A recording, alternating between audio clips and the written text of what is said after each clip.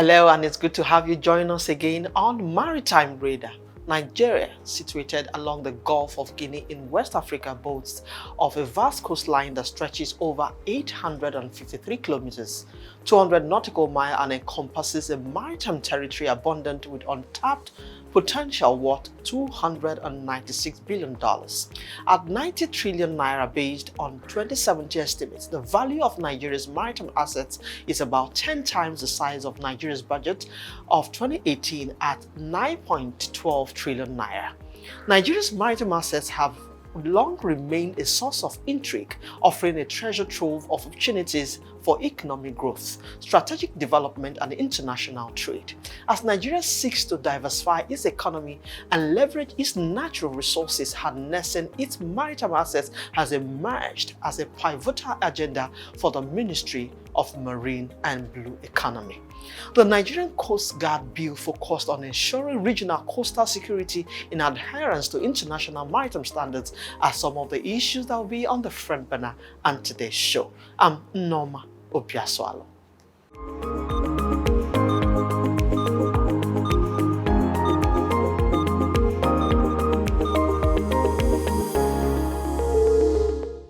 The bill to establish the Nigerian Coast Guard has passed second reading in the Senate. The Nigerian Coast Guard bill is designed to enhance Nigeria's maritime security, focusing on regional coastal security and in adherence to international maritime standards.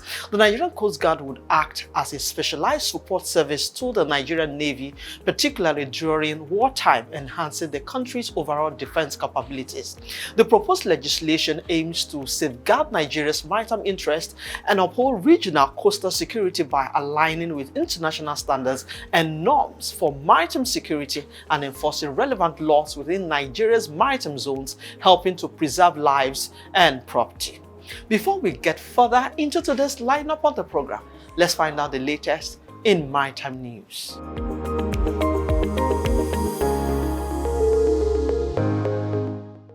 The House of Representatives Joint Committee on Shipping, Customs, Ports and Harbours, Maritime Safety, Education and Administration has voiced its strong disapproval of the Ministry of Marine and Blue Economy's representation in the ongoing investigation into the delayed implementation of the International Cargo Tracking Note, ICTN. The committee directed the criticism toward Babatunde Sule, a director in the ministry, accusing him of inadequately representing Minister Adegboyega Oyetola during a public hearing. Committee members, including Kabiru Palace, expressed frustration with Sule's lack of detailed knowledge on the ICTN, a multi-billion-dollar cargo tracking system contract initiated by the Buhari administration. In March 2023, the contract was awarded to a consortium led by Antosail Nigeria Limited to implement tracking for all imports and exports, including crude oil. So they suggested that the contract's stalled implementation stemmed from procedural issues, including one of the 5 contracted companies' refusal to sign. However, Sule's comments didn't appease the committee as they questioned his preparedness, dissatisfaction, and capability to represent the minister. They further added that the ministry is not serious, noting that neither the minister nor the permanent secretary attended, and the minister's representative lacked first-hand information on the matter. The committee's frustrations reflect broader concerns over the Ministry of Marine and Blue Economy's commitment to implementing the ICTN, a system considered crucial for enhancing transparency and security in Nigeria's import-export processes. The Minister of Marine and Blue Economy, Adegboyega Oyetola, has appointed Igwe Kingsley Onyekachi as the new registrar and CEO of the Council for the Regulation of Freight Forwarding in Nigeria. In a statement signed by Mohammed Tahir Zakari, head of press and public relations at the ministry, it was said that the decision aims to drive greater efficiency and effective management within the council. Onyekachi succeeds Chinyere Urumta, who had been serving as the acting registrar and CEO. His appointment aligns with the CRFFN Act 2007 and will be in effect for an initial term of 4 years. As an active registered member of CRFFN, his immediate mandate is to stabilize the council, which has faced severe challenges including financial instability and salary arrears since January. The minister recently intervened with a bailout loan to ensure salary payments. Onyekachi's appointment is effective immediately. U.S. President Joe Biden has announced a $3 billion funding initiative aimed at transforming America's port infrastructure through modernization and clean energy adoption. This funding, provided by Environmental Protection Agency Clean Port Grants, is set to electrify ports nationwide and create an estimated 40,000 jobs while also addressing pressing environmental concerns. The Clean Ports program will distribute grants to 55 recipients across 27 states and territories. Selected projects are expected to deliver a significant environmental impact with a projected reduction of over 3 million metric tons of carbon pollution within its first decade, equivalent to the annual energy use of nearly 400,000 homes. The program will fund the acquisition of over 1,500 units of cargo handling equipment, 1,000 drayage trucks, 10 locomotives, and 20 vessels, all powered by clean energy. A prominent grant recipient is the Maryland Port Administration, which will receive $147 million for planning and implementation.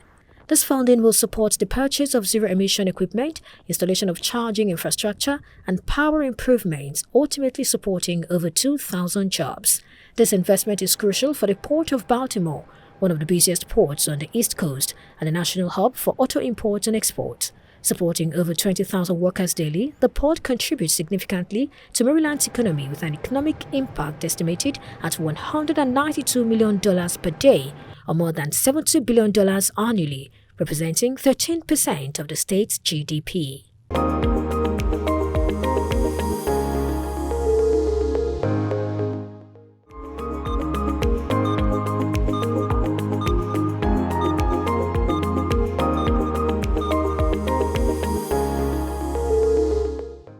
Welcome back. If you are just joining us, this is Maritime Radar. African Union reports that the blue economy contributes $300 billion to Africa's economy, as Nigeria's untapped blue economy potential is put at $296 billion. But the surge in these economic activities on Nigeria's waterways brought with it increased security challenges that has threatened livelihoods, economies of nations, and individuals. In adherence to international maritime standards, the Nigerian Navy and the Coast Guard are two distinct maritime forces with different primary roles, responsibilities, and operational focus. Therefore, collaboration becomes imperative. In this chart, with Temiso Mesaya, former Director General, Nigerian Maritime Administration and Safety Agency, NIMASA, shares on the significance of this bill on this administration's development agenda to expand economic opportunities of Nigeria's ocean resources. Stay with us.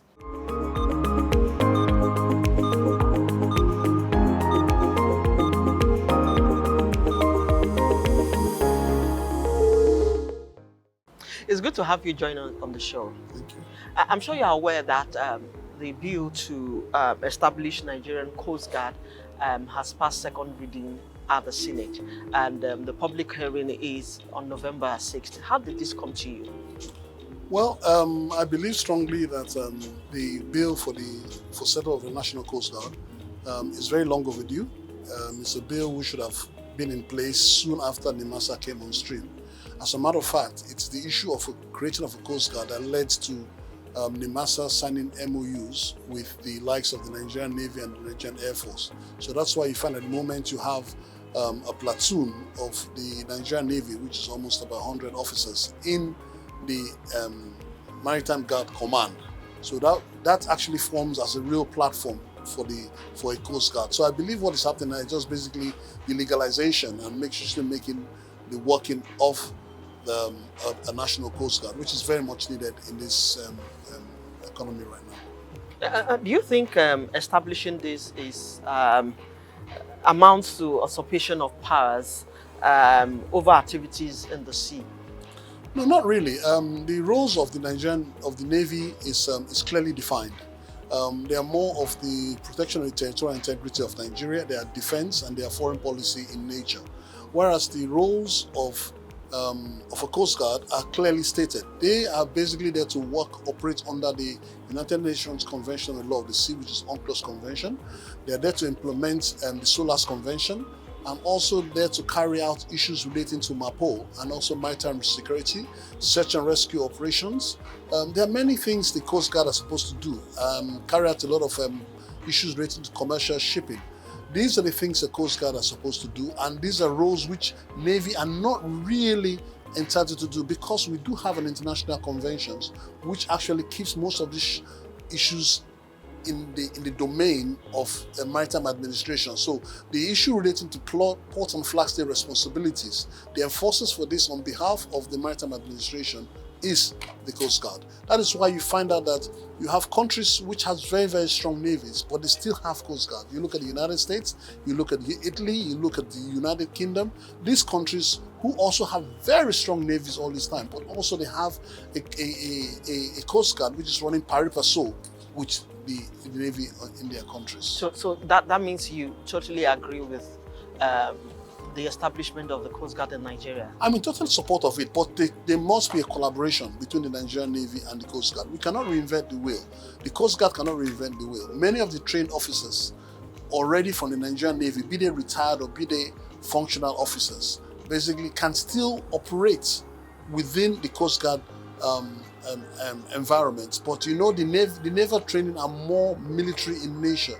So what we need to do is to look at the situation whereby we have to change their mindset and their thinking from being war in tuned to becoming more focused on actually carrying out coastal functions. The Nigerian Navy seems to have been doing very well in terms of securing our waters. So do you think the Nigerian Navy have done very well the job of the Nigerian Coast Guard? Well, they have done excellently well. I mean, we must still commend them. They've done their job, but we must be very clear in exactly how these roles are supposed to be carried out. They have done an excellent job. They've at least made efforts in reducing the crime rates. They work very closely with the MASA and everything else, but we must also understand that there are rules, there are standard operating procedures, internationally accepted procedures, which we must operate under. This is international shipping. Yes, we agree that there's been no war that requires the Navy, but they are still needed. Many a time, Navy boats carry out Coast Guard functions. It must be very, very clear on exactly how they operate, and there must be a clear-cut SOP between the Nigerian Navy and also the Coast Guard. Okay, do you think there's an overlapping functions here, looking critically at the roles of the Nigerian Navy and the Nigerian Coast Guard? There's no overlapping functions. The roles are clearly defined. The naval roles are clearly constitutional. But it looks like Navy can comfortably also include the roles of the Nigerian Coast Guard to their roles. Well, yes, but it must take permission from the Maritime Administration. It's very clear. You cannot carry out port and flag state responsibilities on commercial vessels without permission from the MASA, would I say, okay? Whereas a Coast Guard can do what it wants to do, doesn't need that permission because it's already empowered by virtue of the international convention to do those kind of works. We are due for a break. When we return, we'll be looking at the role the Ministry of Marine and Blue Economy has in all of this. Please stay with us.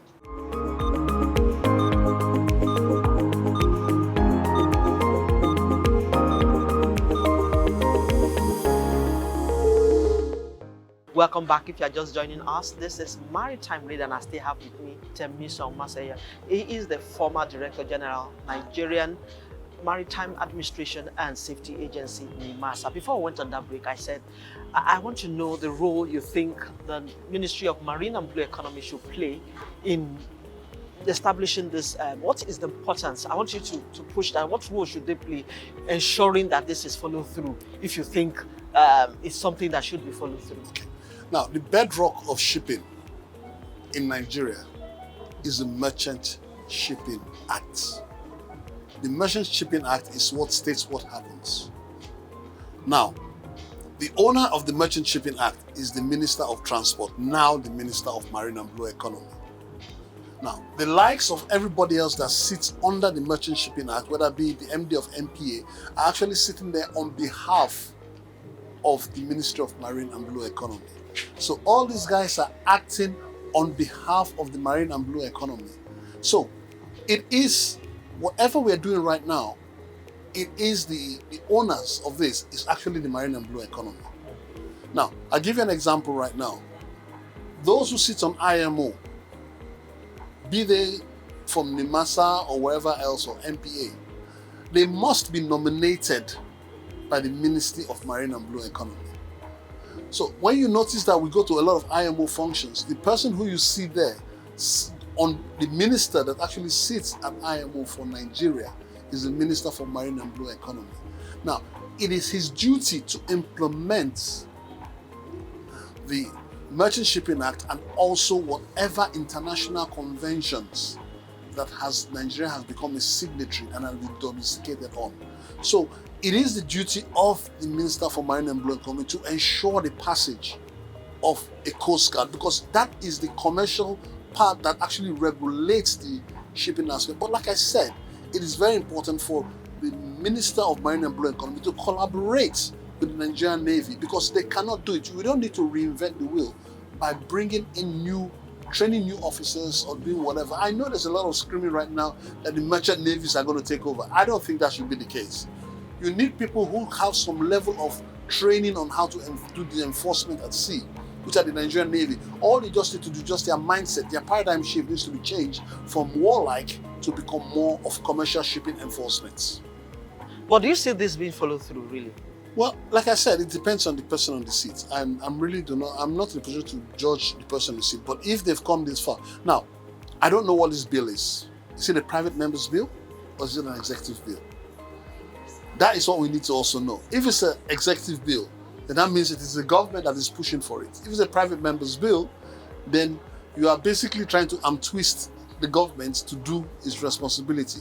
I would have preferred if it was an executive bill, whereby it came from the Federal Executive Council, and the Federal Executive Council approved it and pushed it to the National Assembly. Maybe we'll not be getting as much story as this because it would have been a government position. Maybe we're getting the opposing thing because people see it's a private member's bill and they can fight it left, right, and center. But in my opinion, whatever case it may be, there's a requirement for us to have a Coast Guard in Nigeria. Okay, do you have any concerns on the financial implication that may come with this bill? Do you think it's worth any penny that should be invested in it? The financial implications are already there. The Deep Blue is already there, where we spent I don't know how many millions of dollars to do the Deep Blue. They have the vessels for the Deep Blue already. They have the aeroplane for the Deep Blue. They have the interception vessel for the Deep Blue. All you are just doing you're just taking those equipment away from NIMASA and handing it over. And NIMASA, from its budget, can cover the operation of a Coast Guard.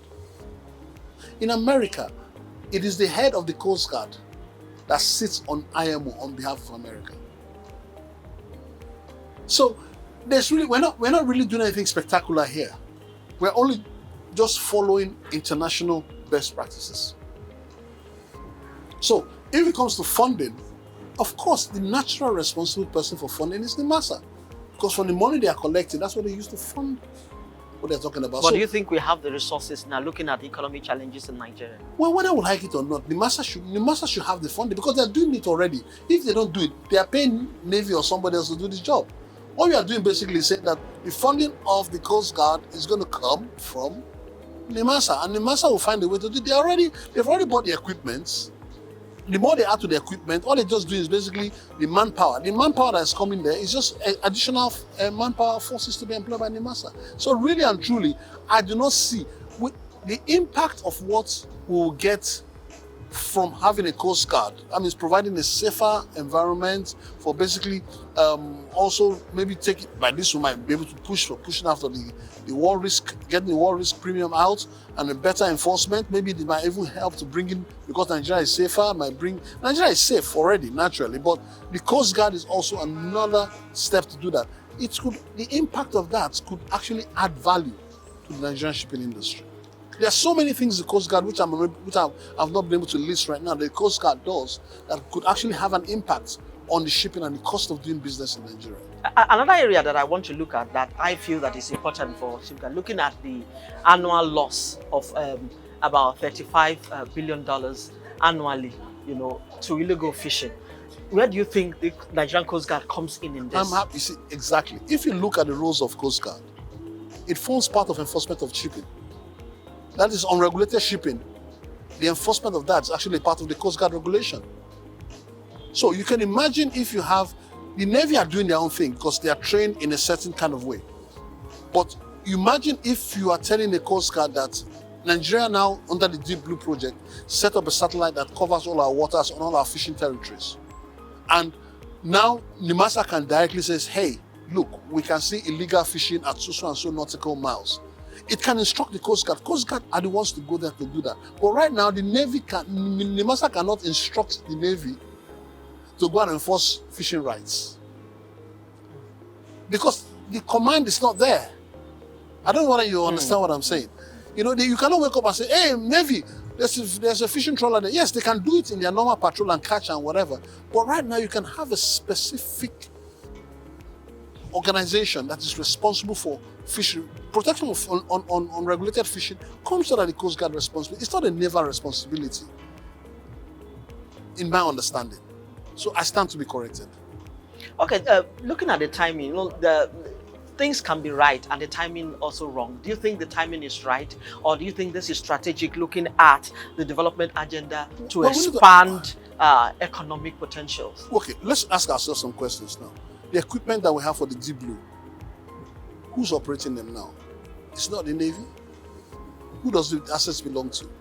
Look, let me tell you what is going to happen and what has been happening. NIMASA knows what it needs when it comes to assets or when it comes to vessels for patrol, for Coast Guard, whatever. NIMASA knows what, and NIMASA has the money and NIMASA buys it. But NIMASA does not have the manpower to operate these things. These things are already operational. So what does NIMASA do? Or whatever.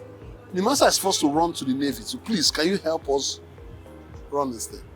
But what NIMASA can now do is, hey, guys, I have these assets. They all belong to me.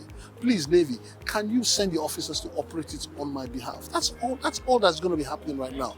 I don't see them reinventing the wheel or changing much as it relates to this kind of situation.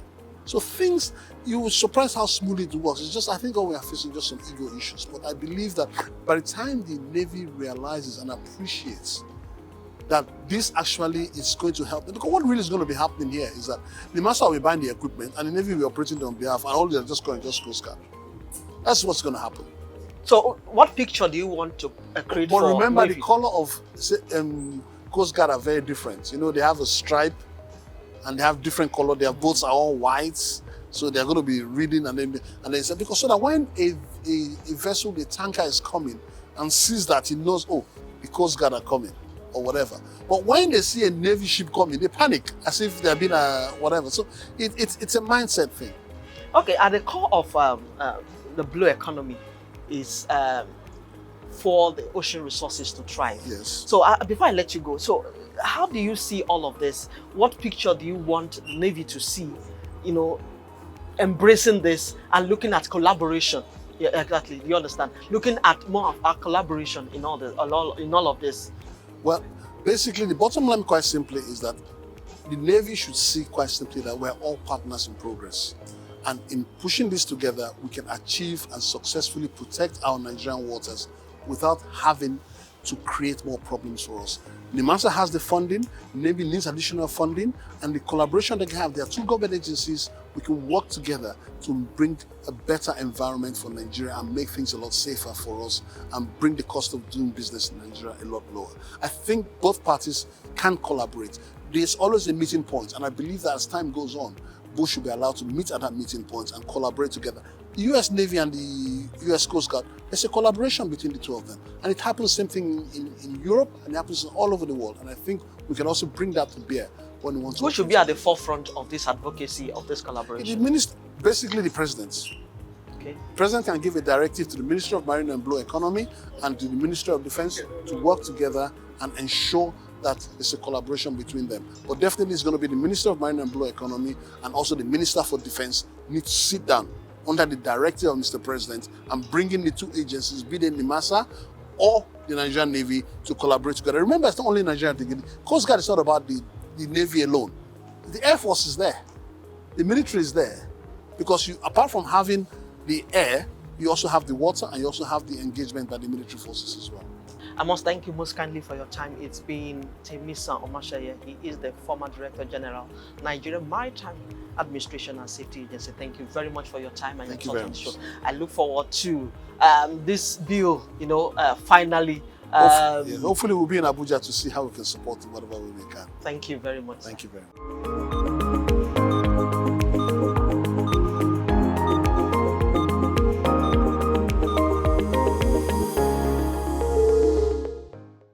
And that's our show this week. I hope this episode has been able to give adequate clarification on the role of the Nigerian Navy, the Nigerian Coast Guard, and the proposed collaboration for maritime security. Join us every week on Maritime Radar to explore potentials that will ensure the development of the maritime sector in Africa. You can also expect the latest in global and local maritime news plus industry insights right here. I'm Norma Obiaso Alomini. Thanks for your time and see you again next week.